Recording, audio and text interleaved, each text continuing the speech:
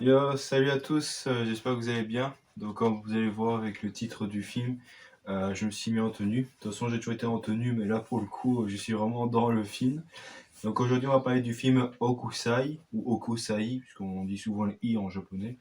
Alors du coup, pour le coup, je vais parler du film. Et j'avoue que ça fait super longtemps que j'ai plus sorti de vidéo. Là, il n'y a plus le coup du retard. Non, j'ai vraiment tout sorti. Si pendant une semaine, vous n'avez pas vu ma tête, c'est parce que justement, j'étais en plein examen, j'avais mes écrits.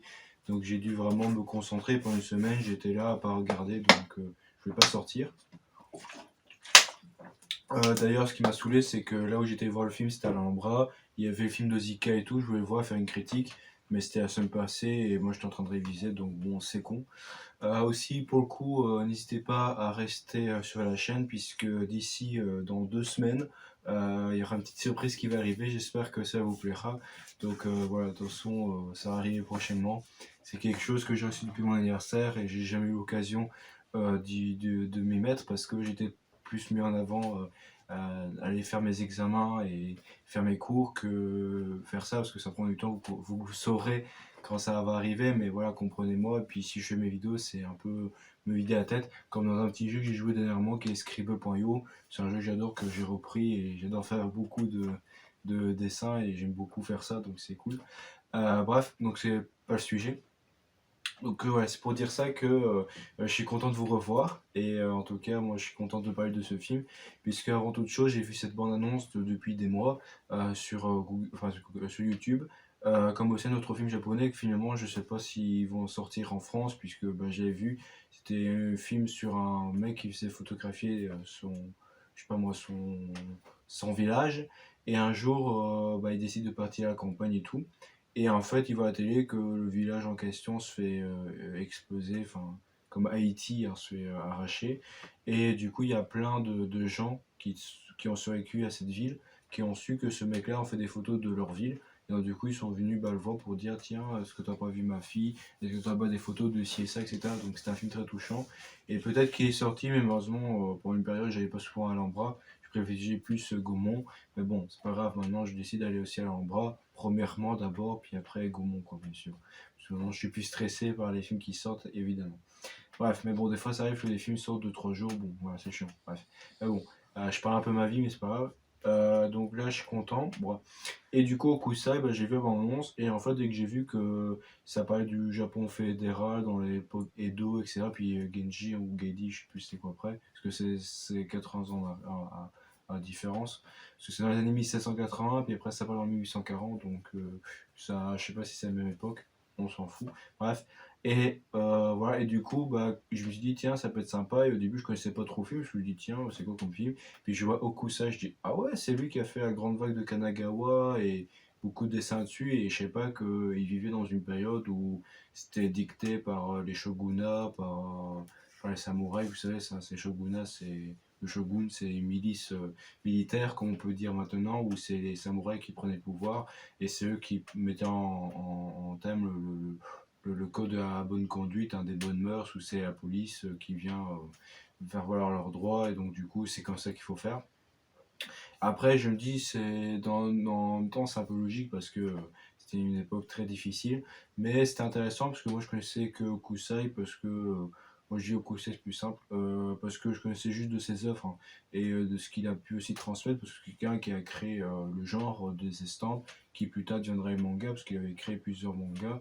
Et aussi, il a fait l'époque du ukiyo-e, hein, c'est quoi? C'est des estampes faits par des fils de bambou, où justement tu dessinais ce que tu voyais, quoi. Alors dans le film, c'était pas trop ça au début, mais après à la fin, on voyait bien, dès que la grande vague, ça arrivait. Mais déjà, c'est qu'en gros, ce sont des estampes plus naturelles. Alors, s'il y a d'autres auteurs qu'on peut citer, comme Hiroshige, qui pareil est aussi un des grands maîtres de ce style, mais on n'en parle pas dans ce film par contre. Mais on parle beaucoup d'un autre auteur qui s'appelle, un écrivain, je sais plus comment il s'appelle, je crois que c'est Nashitoye ou Etai Nashitori, moi je sais plus. Enfin, c'était compliqué parce que je connais pas du tout cet écrivain, mais c'est quelqu'un qui aussi était quelqu'un de très émergent pour l'époque. Bref, donc voilà. Et oui, puis pour revenir à Okusai, moi j'aimais beaucoup parce que j'ai fait une fois un projet à l'école où j'ai dû présenter les estampes japonaises et j'ai beaucoup parlé de Okusai quand j'étais à l'école, donc ça m'a fait plaisir. C'est pour ça que je connais. Ouais, donc je pense que c'est suite à ça. Après, s'il n'y avait pas ces estampes-là, je pense que je connaîtrais quand même. Parce que quand même assez connu, c'est un des peintres les plus célèbres du Japon, même du monde. Quand tu parles de Grand Vat de Kanagawa, tu parles souvent de Hokusai. Après, c'est un pseudo qu'il a, parce que dans le film, on montre que c'est un pseudo, parce qu'au début, il avait pas. C'est pour ça que j'ai un peu de mal à suivre le film. Parce qu'au début, il a pas ce nom, c'est Kurokosawa Yashitori, enfin, je sais plus c'est quoi son prénom, mais ou Shintami, enfin bref, c'est pas grave. J'ai un peu du mal avec le Japon, c'est pas ma langue. Et donc du coup, excusez-moi si je torche un peu les noms, c'est pas ma langue non plus, j'essaie de faire des efforts. Bref, donc du coup, bah, c'est plus un pseudo qu'on peut voir dans le film. Et c'était très intéressant parce qu'on vraiment, j'aime beaucoup ce style de film d'ailleurs. C'est un biopic, hein, donc voilà. Après, c'est peut-être un peu trop exagéré, comme un peu comme on a vu le film avec Fabelmans, où c'était aussi un biopic de Steven Spielberg, mais il y avait des fois des scènes c'est un peu étorquées. Et voilà, bref, mais bon. Bref, et donc du coup, qu'est-ce que je peux dire d'autre? Ouais, c'est ça, c'est Okusai, c'est quelqu'un que j'admire, j'aime bien beaucoup ses styles d'écriture, son pinceau, ça transpire beaucoup la joie et comme vous pouvez voir à mon visage, je me dis c'est que moi j'aime beaucoup ce qu'il fait et j'étais toujours admiratif et je connaissais pas trop de sa vie, donc c'était intéressant de voir. Alors du coup, pour le coup, pour résumer le film, en gros, ça raconte justement bah, la période Edo, où, comme je disais, avec le shogun, etc. Et là-dedans, on voit des cartels d'artistes qui essayent de peindre comme ils peuvent, et comment dire, ils sont là à raconter un peu leur vie en termes de peinture. Alors, ça veut pas que les geishas, faut pas confondre les geishas comme on peut voir un peu pornographiques, non. Les geishas, ce sont des servantes qui faisaient la cour et qui plaisaient souvent aux gens. Alors, on parle de quartier rouge, dans le film il y a ça comme à Amsterdam, mais c'est plus des filles qui étaient un peu des Socrates, dans le sens qui. C'est des filles élevées, quoi, c'est des riches. Et puis après, par la suite, il y a eu par extension, on disait geisha, des filles qui étaient toujours en habit culte traditionnel et qui faisaient la prostitution. Alors ça existait, mais c'était pas trop dans la méritocratie, c'était plutôt une dictature, etc. Et du coup, bah, dans ce film-là, on montrait les geishas dans leur forme la plus socratienne, où justement, bah, elles étaient là plus pour le quartier des plaisirs, comme dirait un peu Socrate. J'ai plus l'exemple ce que c'est, mais il est connu pour dire que la musique adoucit les mœurs, mais aussi que le plaisir fait tout. Ou alors, enfin, il y a eu un truc que j'ai vu avec le roman, je sais plus comment il s'appelle, où c'est un dialogue entre Socrate et. Oh, je sais plus, c'est pas grave, de toute façon, si je l'ai pas, c'est pas très dérangeant, j'essaie d'y repenser. Euh, Oh là là, bon, ça me revient pas, mais je l'ai, hein, mais bon, c'est pas grave. Donc du coup, ouais, c'est un peu comme Socrate, la philosophie hein, du plaisir, etc., de l'hédonisme, justement. Peut-être hédonisme, on sait pas, bref. Et du coup, pour revenir à cela, et justement, on retrouve les geishas qui sont un peu des servantes, où elles étaient là pour le plaisir, et elles se faisaient beaucoup peigner par des peintres. Et du coup, on voit deux, trois geishas, mais c'est tout, on voit un peu caler des plaisirs, mais c'est pas très mis en avant par le film, hein. C'est plus l'ère de Hokusai et sa grandeur, etc. Et donc du coup, voilà. Et puis après, ils sont un peu persécutés par le shogunat parce que ben, voilà, ils peignent des choses un peu interdites. Et justement, ils essaient de remettre en question. Et des artistes comme Hokusai et l'autre écrivain, je sais plus comment il s'appelle, on va dire écrivain, essayent de redéfinir et de désacraliser toutes ces méthodes de merde hein, qu'on peut voir partout. Et ça, c'est chiant. On va dire que c'est un peu le wokisme de l'époque. Donc voilà. Et bref, et pour revenir à cela, justement, ouais. Et du coup, désolé parce qu'il y a mon chat qui miaule. Euh, Attendez. Euh, ok. Parce que, mince, bon, c'est pas grave, ce sera un peu un petit bêtisier. Bref, et du coup, voilà, pour revenir à cela, ou alors c'est mon chat qui ronfle et du coup il fait des miaulements. Ouais, c'est pas grave. Voilà, donc, ouais. Et du coup, c'était intéressant parce que justement, on voyait tout ça. Alors qu'est-ce que j'en pense? Moi je trouve que c'est un très très beau film parce que dès le début on est vraiment mis dans l'action et pendant plusieurs moments dans le film on est plus dans la contemplation. Parce que des fois il y a ce passage où tu as le personnage qui va visiter bah, la campagne ça, ou la mer qui fait raviver des souvenirs et justement des fois il va visiter le mont Fuji et il aime bien dessiner le mont Fuji plus tard et ce qui est drôle c'est qu'on voit vraiment sa tête quand il voit le mont Fuji en automne ou printanier où il est là, tout beau et tout, ça c'était fort attachant. Et moi, ce que j'ai bien aimé, c'est ça, c'est le fait que on n'est plus dans la contemplation, où en fait, par moment, dans le film, il n'y a pas de. il n'y a pas de son. En fait, c'est plus dans les bruits des papiers, un peu ASMR. Je dirais même des fois, je me suis imaginé certaines scènes si on pouvait faire pas un peu de l'ASMR, parce qu'il y a beaucoup de vidéos qui font ça. S'ils prennent des vidéos musique, film Ghibli, qui font pas un peu d'ASMR, ça peut être drôle. Et du coup, bah, tu vois, il y a des bruits d'eau. Voilà, c'est vraiment, il n'y a pas de voix off. Et ça, c'est cool. Parce qu'il y avait un film que j'ai critiqué, il y avait la voix off, c'était Pompoko, justement, où il y avait la voix off. C'était dommage d'ailleurs. Mais bon. Et en tout cas, j'ai vraiment pleuré, pas pleuré, parce que c'était beau, non, mais vraiment j'étais ému, voilà, parce que c'était vraiment à Rotorap, et j'étais là, des fois, des scènes, j'étais vraiment là, parce que c'était admiratif. Alors, malheureusement, j'ai peut-être pas trop suivi le scénario, parce que c'est un peu ma faute, je fais jamais ça, mais très rarement. Des fois, quand il y a trop d'infos sur le film, bah, je vais sur Google, et donc, du coup, comme ça en VO, bah, je suis pas trop, mais c'est pas grave, j'ai quand même compris le film. C'était parce qu'il y a des fois des passages où l'auteur montre des œuvres que j'ai jamais vues et quand j'essaie de le montrer sur Google, bah, je trouve pas. Par exemple, il y a son écrivain, bah, là c'est spoil, pour ceux qui ont déjà vu le film, pouvaient passer à côté, mais bon, en gros, bah, le film en question, bah, il met en avant la mort de l'écrivain, son meilleur ami, et en fait on le montre comme s'il était, il a fait un CMPQ, donc un harakiri, mais en fait Okusei est sûr que c'est pas le cas. Et je pense que je vais aimer, c'est que des fois il y a des scènes où tu as Okusa qui est devant ses peintures et puis une projection de lui où il fait visualise. Et c'est vrai qu'à un moment, bah, c'était sur une scène gore d'ailleurs, où c'était vraiment très très bien foutu. Et j'ai beaucoup aimé ce style graphique parce que il y a un style que j'ai vu apparemment que je viens d'apprendre aujourd'hui, c'est le Geku Gyujin. En gros, c'est un style d'arts martiaux théâtralisé, un peu comme l'époque des kabuki, hein. Bah, là, dans le film, il a montré ça aussi, où justement on ironisait, enfin, on exagérait les traits des acteurs pour un peu se marrer. Donc c'est des couleurs peinture blanche, des cheveux un peu au là, c'était marrant, ou des gros masques aussi.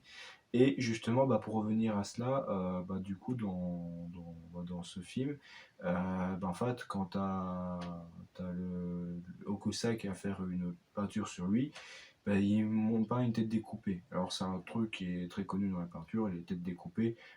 Il y a ça tout le temps, même en France, Louis XVI, ouais, et autres. Mais je veux dire, c'est que, ou même une légende japonaise, hein, je sais pas comment ça s'appelle, mais c'est la fille qui a une tête coupée. D'ailleurs, un jeu d'horreur que j'ai beaucoup aimé à l'époque, en Farod, Cyprien, Squeezie jouait beaucoup à ça, même enfin, Bibit en 86, donc c'était Bibix, ouais. J'aimais beaucoup ces vidéos, même aussi, j'aimais beaucoup, c'était pas Frappe, c'était jeu, j'aimais beaucoup aussi, c'était. Ouais, il y avait un YouTuber belge, des vidéos d'horreur, hein, et justement, bah, il y avait le jeu vidéo, c'était AES, et c'était une tête de vente aussi, il fallait récupérer des parchemins comme dans Slenderman, donc ça c'était intéressant. Et Rifle Studio, voilà, j'aimais beaucoup ce YouTube à l'époque, je regardais beaucoup ces vidéos. Et bref, du coup, pour revenir à cela, et ce qui s'est passé, c'est que et ben en fait, cette œuvre-là, je ne trouve pas sur Google. Et alors, du coup, tu as ça dans le film, mais aussi d'autres choses avec l'écrivain, parce que l'écrivain, il sort un bouquin qui est le même dans Google, mais en fait, enfin, les photos dessus, c'est pas Okusei qui les a faites, c'est un autre, en fait, que c'est un peintre célèbre que je connais pas. Mais je veux dire, c'est que c'est bizarre parce que dans le film, il montre que Okusei a fait cette peinture. Après, il y a une scène où tu as son écrivain qui est pas d'accord avec ses peintures, et il envoie balader, mais vers la fin, ils se réconcilient, il voit qu'ils sont toujours proches. Et après, il se fait un harakiri, hein, l'écrivain. Mais déjà, c'est que je sais pas si c'est un peu factuel ou fictionnel, parce que je sais pas dire, parce que sur Google, j'essaie de trouver des infos, et c'est pour ça que j'ai du mal à suivre le film, pour ça, en fait. C'est des petits détails, parce que j'aime bien m'instruire. Et c'est vrai qu'au début, j'avais un peu du mal à suivre les prénoms, parce que quand j'étais habitué à voir Okusai, quand j'ai vu qu'il y avait le peintre au début qui était montré, qui était de la famille modeste et tout, puis qui se met devant lui un jeune à talent, qui lui peint avec le cœur, et qui fait aussi des œuvres très célèbres, hein, où tu vois des geishas dans la vie active, ou des têtes un peu démesurées, comme il fait l'autre. Un peintre aussi, il faisait la réflexion. Bah, ce jeune-là, en fait, il révolutionne la peinture, et le maître, qui était Maître Kusai, pour plus d'intérêt à lui, il met Exo sous ses œuvres. Et le mec, après, il pète un câble. Et puis plus tard, je sais plus si c'est le gars qui est tout simple, qui parle de la chose de la vraie vie, ou si c'est Kusai lui-même qui, justement, enfin, a changé. Parce qu'à un moment, tu vois un mec qui est sur la salle en train d'étendre son truc. Donc je pense que c'est peut-être Okusai lui-même qui a changé profondément, et donc du coup il a essayé de se révolutionner, de se moderniser. Et c'était très intéressant parce que j'ai beaucoup aimé cet aspect-là. Mais je pense que c'est le peintre qu'on a vu au début qui était un peintre modeste, etc. Donc c'est intéressant parce que au début il peignait ce qu'il voyait. Et puis dès qu'il y avait le jeune qui est arrivé, il y a eu des clics et maintenant il pense ce qu'il ressent. Et donc, du coup, quand il y a les vagues, on voit vraiment le mouvement. Donc c'était intéressant et que j'ai bien aimé suivre cette époque d'histoire de guerre et tout, c'était très intéressant. Et j'étais vraiment pris dans le film, quoi. J'ai vraiment bien aimé ce film, je vous le conseille. Et je suis content de l'avoir vu. Et d'ailleurs aussi en même temps, j'ai bien fait faire la recherche Google, c'est que de ce que j'ai compris, c'est qu'apparemment le film sortira en France, mais en format de 1h30. Alors que le film initialement c'est 2h09. Et justement, il y a beaucoup de gens qui critiquent en disant que bah, ça dénature le film. Alors moi, quand j'ai vu au cinéma, moi, je l'ai vu avec les 2h09. Donc j'ai pas été choqué, mais ça, quand j'ai vu ça, je me dis merde. Et donc du coup, j'ai dû revérifier l'affiche. Si vraiment j'ai vu en 2h09, effectivement, oui, j'ai vu en 2h09, donc il n'y a pas de problème. Donc j'ai beaucoup aimé cet aspect-là. Et donc ça, j'ai bien aimé. Donc voilà, je sais pas si c'est le seul cinéma en France qui a pu mettre en 2h09, mais en tout cas, je suis content de l'avoir bien vu.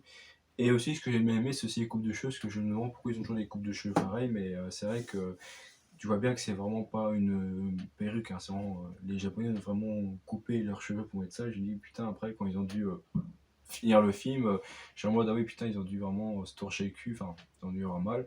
Mais déjà, c'est que je pense que même des fois, les Japonais disent putain, si j'ai me tirer les cheveux comme ça, et que peut-être que je serai chauve pendant toute ma vie, il faut que je donne à fond dans le film, quoi. Donc, t'aider des scènes, c'était marrant. Et puis l'acteur aussi qui était devenu vieux, parce qu'à un moment on voit une transition entre Okusei jeune et Okusei vieux. Quand tu as l'acteur qui est vieux, il joue très bien. Et moi ce que j'ai bien aimé, c'est vraiment vers la fin, quand il a dû montrer bah, peut-être l'œuvre de sa vie, et puis le film se finit comme ça, où tu vois le Okusei jeune qui peint les vagues, et le vieux qui peint les vagues aussi, où ils se reconnaissent et tout, où tu as le jeune qui utilise des styles qu'il faisait à l'époque, maintenant, puis le vieux où il fait ça plus maintenant, son genre, le jeune va faire des gros pinceaux, et le vieux va faire des petits pinceaux, et tu vois que dans les deux c'est vraiment bien fait. Et puis après ça se finit là en fait, le film où les os s'agrandissent et puis fin du film. Donc c'est vrai que dans ce style-là, je trouve ça un peu bizarre que des fois il y a des films japonais où ça finit un peu bizarrement, où justement il fait une ouverture comme ça, on sait pas comment ça va finir, mais bon c'est pas grave. Moi ce que j'ai pas trop apprécié dans le film, c'est la transition cash, où à un moment tu vois un jeune qui était là et tout, qui était là à son assiette, en train de chercher les nouvelles œuvres. Et puis après, à un moment, tu vois, la scène suivante, tu vois un gars qui se réveille et tu comprends que c'est Okusei vieux qui est devenu maître. Et tu vois Edo, je pense que c'est Edo, ou Kenji, je sais plus, 1845. Et je me dis, bah, tiens, c'est bizarre, pourquoi ils ont fait une transition pareille. Puis je me suis dit, ah, c'est peut-être à cause du formatage, chronologie, enfin, tu sais, truc de merde de France, là, où en fait, ils vont charcuter 30 minutes. Et en fait, non, je pense que c'est vraiment comme ça. Mais bon, c'est pas grave. Mais ce film, ça me fait penser à un autre film que j'ai dommage que j'ai pas fait de critique à l'époque, qui était L'école au bout du monde, où c'était un Thaïlandais qui s'emmerdait dans la vie, et il va se pointer à Pôle emploi de son pays, et le mec il dit bah écoute, on va trouver un service civique, on va t'envoyer au Bhoutan. Et après, il dit bon bah vas-y, et lui il va au Bhoutan pour donner cours. Mais au Bhoutan, c'est vraiment un tout petit village paumé, il y a peut-être quoi 10 habitants quoi. Et j'ai beaucoup aimé ce film, et c'est dommage que je n'ai pas fait des critiques à l'époque, parce que des fois à l'époque je faisais beaucoup de critiques orales à ma maman, puis ça a saoulé, donc du coup je me suis commencé à mettre sur YouTube. Mais dites-vous que moi ça fait 5 ans, même voire 6 que je suis souvent au cinéma, et j'ai toujours essayé de faire des critiques, mais j'ai jamais réussi. Là j'ai pris le coup, donc je suis content. De toute façon, j'ai déjà fait des vidéos YouTube à l'époque avec Japs Universe. J'avais fait 2 vidéos à l'époque, mais bon, j'ai plus les codes pour y accéder, donc c'est dommage. Peut-être un jour, j'irai télécharger mes anciennes vidéos et les poster ici, parce que c'est les miennes, quoi. Mais bon, on verra si j'y pense. Et aussi, j'ai fait une vidéo avec Katy Moments. Hein, c'était une chaîne quand même collaborative avec ma maman. On faisait beaucoup de vidéos. Et là, à son côté, elle fait pas faire la vie à Francis Gena, donc n'hésitez pas à voir ses vidéos aussi, c'est pas pressé. Donc ça peut être cool. Et puis quoi d'autre. Et ouais, et puis après, ouais, et puis pour revenir à cela, bah, je veux dire, c'est que moi j'ai beaucoup aimé ce film. J'adore ces films aussi comme contemplatifs où t'as pas de. Fait, t'as scénario, c'est l'histoire, c'est biopic, mais t'as pas besoin de tout raconter, t'es là, tu montres les images. Et moi j'ai beaucoup apprécié, c'était ouais, des passages, j'étais là comme ça, parce que j'adorais mon moment. Et franchement, j'ai beaucoup apprécié ce côté-là d'où on est un peu dans la SMR quoi. Et des fois aussi il y avait des scènes où tu voyais un peu Okusei qui se baladait dans la ville, et il va partir de ville en ville, tout ça dans la campagne. Et du coup des fois je me suis dit tiens, si ce serait un truc publicitaire, je pourrais me dire le Japon comme vous l'avez jamais vu, genre ici Japan, genre un truc d'office de tourisme ou tour opérateur ou agence de voyage quoi. Enfin hashtag parce que j'ai fait un BTS tourisme donc c'est marrant. Mais je veux dire c'est que donc ça c'est vraiment drôle à ce sujet là, parce que pour le coup J'ai vraiment bien rigolé parce que les scènes c'était vraiment drôle. Et l'humour était touchant. Et puis aussi, justement, avec sa femme qui était très, très touchante, c'était une belle femme. Et quand je vois comment elle est sa femme, j'aimerais bien avoir une femme pareille ou totalement touchante et tout. Et je ferai un enfant avec elle, y a pas de problème parce que la femme de Okusa, c'est vraiment une très belle femme. Et après, justement, ça que j'ai bien vu, c'est que ça je savais pas, parce que je sais qu'il y avait Okusa, et puis il y avait Okusa Oi aussi, où c'était sa fille. Mais ça, j'ai vu ça plus tard dans Google, et je me suis dit, tiens, est-ce qu'ils vont peut-être mettre ça dans le film? Et effectivement, oui, on apprend que dans le film aussi, pour ceux qui ne savent pas, Okusa Oi, c'est la fille de Okusa, oui, c'est pas très original comme prénom, mais bon. Et en gros, bah, c'était la fille de Okusa qui, en fait, aidait beaucoup son père, parce que quand il était vieux, bah, elle avait du mal à peindre et en fait elle faisait des peintures et elle était devenue une peintre elle-même. Puis elle faisait des belles œuvres hein, comme son papa quoi. Et donc c'était très intéressant. Et aussi justement dans ce film on parle aussi beaucoup de sa fille vers la fin, mais on parle plus de la quête initiatique hein, de son père qui essaie d'un peu de se ressusciter hein, comme un phénix. Et parce enfin, il est mort de lui, hein, il a perdu sa femme, il a perdu son meilleur pote. C'était en question à l'époque de le rejeter parce qu'il dessinait des trucs pas top, il a perdu son maître, il a perdu tout le monde, quoi. Il n'y a plus que sa fille, quoi. Limite, faites des enfants. Moi, le conseil que je vous donne, c'est de faire des enfants parce que si vous en faites pas, regretterez bien plus tard, quoi. Parce que le jour où vous aurez perdu vos parents, vos meilleurs amis et que vous aurez que vos animaux à tenir et que vous n'avez aucun amour à donner ni en recevoir, voilà, réfléchissez-y. Moi, je ferai un enfant, hein, c'est bien, mais je ferai ça à mes 30 ans parce que je sais que plus tard je peux en faire, mais ce sera débile parce que j'aimerais aussi que mes parents voient mon enfant et j'aimerais faire ça avec une japonaise quoi. Moi je peux pas faire ça avec une océanienne, pas avec ça avec une européenne ou autre parce que j'aime pas. Moi je préfère que ça soit bien asiatique. Après, si l'européenne en question est asiatique et qu'elle n'est pas typique japonaise, ça me dérange pas du tout. Et moi je voudrais qu'elle soit asiatique. Moi c'est ma tranche de fille quoi, parce que c'est ça que j'aime bien. Un peu comme vous savez dans les peintures, un peu le japonisme, parce qu'il y a l'orientalisme avec l'Orient, mais aussi le japonisme avec Vincent Van Gogh, blablabla. Donc ça c'est une autre histoire, bref, je fais un peu de cours d'art, j'aime bien. Mais bon, pour finir, franchement, aller voir ce film, j'ai bien aimé. On voit vraiment l'époque du shogunat et j'ai beaucoup aimé, c'est vraiment des beaux films. Et en plus, on voit bien que les Japonais dans ce film honorent leur propre histoire. Pas trop en France, bon, il y a eu Trois Mousquetaires, mais c'est plus des romans qu'on connaît mieux. Là, pour le coup, il y a des artistes que tu connais bien, Victor Hugo, à part Hernani, la bataille d'Hernani qui a eu un truc sur TF1, ce sera rare qu'on va faire un biopic sur Vincent Van Gogh, sur Victor Hugo, alors que ça peut être intéressant avec la Troisième République et tout, et le renversement des mœurs, etc. Puis aussi un face à face justement avec Dumas, hein, je crois, je sais plus si c'est à l'époque, ou alors c'était... je crois que c'était avec Godot, non pas Godot, il y avait je sais plus, c'est quelqu'un qui est très célèbre pour faire l'inspecteur, pas Gadget, mais je sais plus, je vais voir après. Je sais plus, bref, moi on s'en fout. Mais bref, en tout cas, ça peut être intéressant et c'est dommage qu'on fait moins ça en France, on va pouvoir faire des films de merde. Parce que quand je vais au cinéma, quand je vois le nombre de films qu'il y a, c'est de la merde. Truc écologique, qu'est-ce qu'on s'en bat les couilles de l'écologie, gros. Bon, c'est bien de s'y mettre, mais c'est pas à nous d'en faire les frais. Hein. Quand je vois les deux qui mettent plus de papier en plastique, vous êtes cons quoi. On fait comment si on peut pas bouffer sans couvert? Alors qu'en Chine et en Inde, ils polluent. Moi je suis désolé, en Europe, comparé au monde, c'est 1,10% comme ça de pollution. Les 30-40, c'est en Inde et en Chine. Alors en Europe, ils nous font casse les couilles avec l'écologie de mes couilles, mais en Chine et en Inde, ils font rien. Il y a pas un souci quoi. Enfin, moi je pollue pas, hein, mais il faut pas non plus qu'on mange vert pour faire plaisir, quoi. Enfin, on est où, quoi. Bref, mais bon, c'est pas le sujet. Moi, je bouffe ma viande comme j'ai envie de manger, voilà. Qu'elle pollue ou pas, je m'en bats les couilles. C'est ma vie. Tu vas pas me dire quoi que ce soit. Bref, mais bon, on s'en fout, c'est pas le sujet. Bref, ce que je veux dire, c'est qu'aller voir ce film au Kusai, vous allez vraiment prendre un vœu en frais. Alors, je pense pas que le film va ressortir d'ici là parce que c'est juste un film sympa. Et du coup, donc merci de m'avoir écouté. Ça faisait longtemps que j'ai plus fait de vidéo, donc je suis content de revenir. Sur ce, je vous dis à la prochaine, parce que je vois qu'il y a beaucoup de films qui vont sortir, donc il y aura beaucoup de vidéos qui vont sortir récemment, donc allez-y. Je vous dis juste que la semaine prochaine, de lundi à mercredi, je ne sortirai pas de vidéo parce que je serai en révision, parce que malheureusement, Mon mercredi prochain, ce sera l'oral de GRCT, donc mon dernier oral. Mais dites-vous qu'après, j'ai plus jusqu'à moins de 7 ans quand je ferai ma licence, parce que pour moi, j'aurai mon BTS, hein, c'est sûr. Du coup, je suis content de le dire aussi en vidéo. Bref, mais je c'est que, en tout cas, voilà, n'hésitez pas à partager ma vidéo, à liker, à commenter. Dites-moi ce que vous en pensez. Voilà, puis n'hésitez pas à partager, voilà, c'est ça, à vous abonner, c'est ça que je veux dire. Et sur ce, on se retrouve pour une prochaine vidéo qui arrive très rapidement. Et je vous dis à la prochaine. Bye bye. Merci de m'avoir écouté.